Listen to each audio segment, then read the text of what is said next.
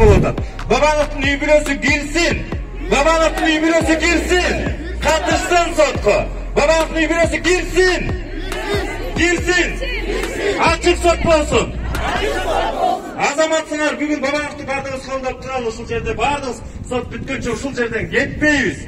Турабыз ушул жерде. Талап кылабыз. Үй бүлөсү кирсин, катышсын. Талап кылабыз.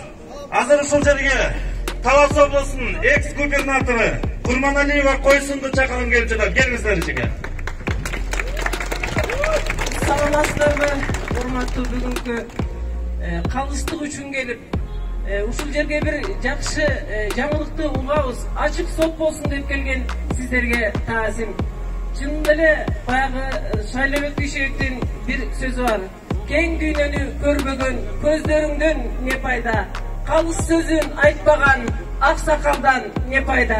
Анын сыңарындай бүгүн калыстык үчүн ушул жерге келип, өзүбүздүн оюбузду, өзүбүздүн пикирибизди билдирейин деп келип отурабыз.